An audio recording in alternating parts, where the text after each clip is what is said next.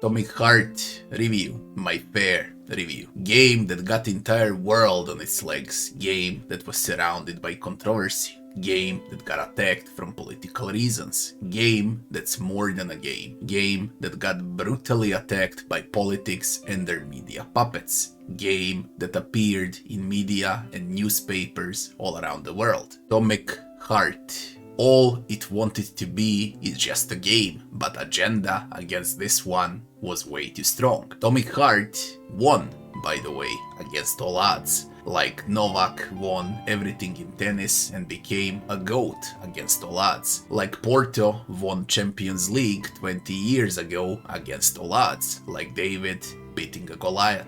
You cannot stop greatness, and Atomic Heart shines with greatness. There is only one genre Atomic Heart belongs to. It's a classic shock game. Shock games are games like System Shock, Bioshock, Prey, etc. A very specific first-person shooter genre, like no other. For 15 years, Bioshock 1 was one of my favorite games of all time, and I could never imagine that any game can beat Bioshock 1 in my lifetime. And then Atomic Heart came out, a proper Bioshock successor, a freaking Bioshock on steroids, Bioshock in Soviet Russia. Very few games can keep me immersed from start to finish. Atomic Heart left me wanting for more. Enough said. P.S. If freaking Blizzard, or Crispy Critters Ubisoft, or God forbid Bethesda made this game, all media would give it 10 out of 10 scores. But since this is a Russian game, of course it got trashed by media, but frankly, who on earth listens to media anymore in 2023? They lost all credibility a long time ago. They are a spineless, brainwashed jokes, after all,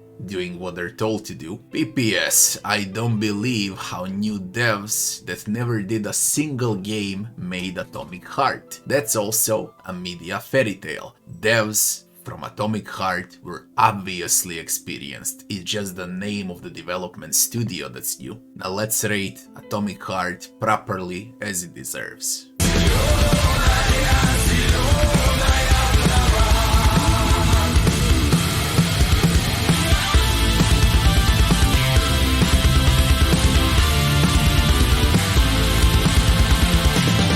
First section is the story. Story is a shock-like, full with weird scenes, full with mystery. Atomic Heart has one of the best intros and openings in video gaming history, and I mean it. It's a game full to the brim with action scenes, irony, parody, comedy, smart writing, breathtaking moments, surprises, twists, and it probably has one of the best villains in the last few years. What seems like a silly game is actually a brilliant one. I don't want to spoil the story and say way too much here. There is no dull moment in this game. Story keeps the pace and tempo from start to finish. A lot of people will say how there is way too much talking, and perhaps there is. I loved it because 80% of time, if you listen to conversations, you'll have a good laugh, and for those that don't wanna listen, they can always skip and fast forward. If you listen to everything, you'll have a different perspective about the world from someone's different perspective that's not media. A lot of people will also say how it has a dull main protagonist, and I'll remind everyone here that our main protagonist is like that because he's a war veteran, damaged physically and mentally, beyond repair but still repaired, dumb mayor that listens to the order of his superiors. That's what an agent and a soldier is, by the way, in real world. In Hollywood movies, soldiers are smarter than their superiors, cause hey, Brad Pitt or Tom Cruise, they won't take a role of an obeying idiot in a movie now, one day. That's not how things work on the East though. Soldier is a soldier, and you are a soldier in Atomic Heart, a dumb one that's listening to orders. Story ends in a huge cliffhanger, ready for DLCs by the way, and of course we got alternate endings too. Brilliant story, 10 out of 10, I don't wanna spoil anything else here. Next section is game bugs and optimization. I had 5 crashes in total. I guess cause of memory leaks. It's a new game after all. Play the game on high, ultra and atomic settings to test it out. It works smooth, no bugs, no glitches. For a new game from a new studio, it's actually impressive how polished it is. Loading screens were mega fast too. Mods will fix most of the issues in the future for sure. Stutters can happen from time to time, especially in the open world due to the amount of details and general scope of the game. It's a huge one full with details after all. 8 out of 10 for game bugs and optimization. This will go up in the next year for sure. Next section is game time. It took me 16 hours to finish the game on the hardest difficulty available. If you want to do all vaults and find all blueprints, the game should last for around 25 to 30 hours. I did 2 out of 11 vaults, then I decided to wait for DLCs. Replay value is there, not a huge one, but still I'll replay the game in the future, this time on a Russian dub. Full AAA price for around 20 hours of game time on average. That's how it is right now, it's gonna get bigger. 9 out of 10 for game time. Next section is game difficulty. I played on the hardest difficulty available, Armageddon difficulty. It's not a hard game, I killed all bosses in the game on a first try, died here and there on every 4 hours from enemies and ambushes. Difficulty is lacking here. AI is great by the way, they rush at you, they don't wait, but the amount of tricks to deal with them makes this game easier than it's supposed to be. This needs to be addressed and patched with one extra difficulty on top of Armageddon, perhaps atomic difficulty. But again, what I consider as easy, most of the people will find atomic hard as normalish or harder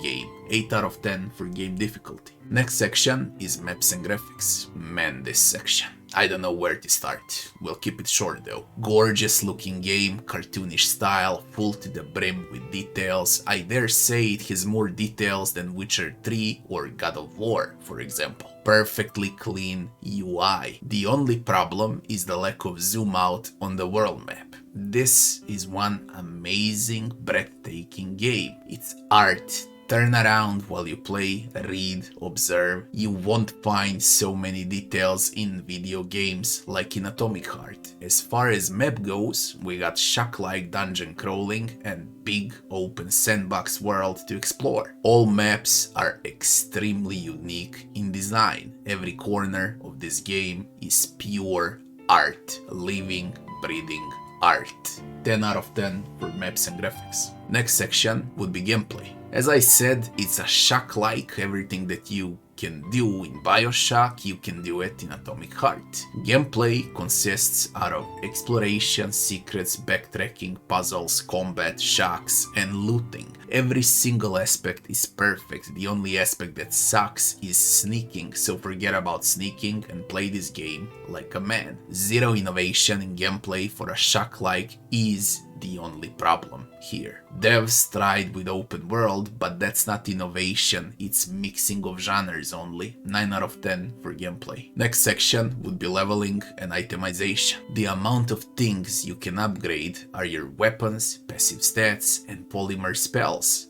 Freeze enemies, put them on fire, electrocute them, etc. Same applies to weapons, with addition of raising damage, reduce recoil, speed up recovery time, add specific amount of elements on your weapons. Healing and looting provides you with tons of different materials that will allow you to spend in order to upgrade weapons and abilities. Exploration will reward you with unique blueprints to upgrade your weapons even further. It's simple as that. Balance never breaks in this game, and that's the most important thing to say. 9 out of 10 for leveling and itemization. Next section is NPCs and enemies. Probably the best section in this game.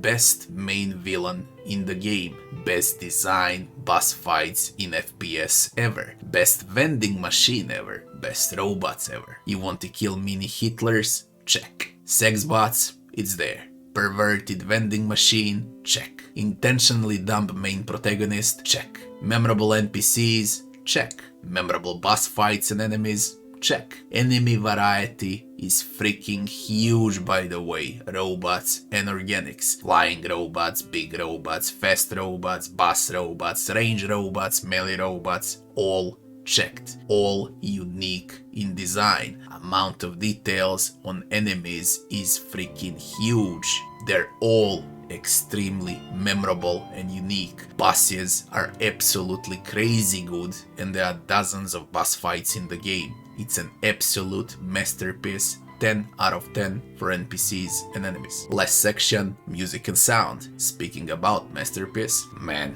the amount of good music in this game is hilarious. There are over 30 great songs and I don't know which one is better. The timing when songs start rocking is also on spot during the gameplay. Every single line of text is fully voice acted. Voice acting is superb. Sound effects are also brilliant. Pure 10 out of 10 for music and sound, it just doesn't get better. Final verdict, we got 83 points in 9 sections and that would be 9.2 out of 10 for Atomic Heart. Once DLCs are out, once this game is polished even further, and if we get one more difficulty for extra challenge, we're easily looking at 9.5 out of 10 for 2024. Right now, it's 9.2 out of 10 for 2023. Even in this state, right now, it's still a masterpiece. Pure, innovative, shocking, hilarious masterpiece. It kept the smile on my face from the first minute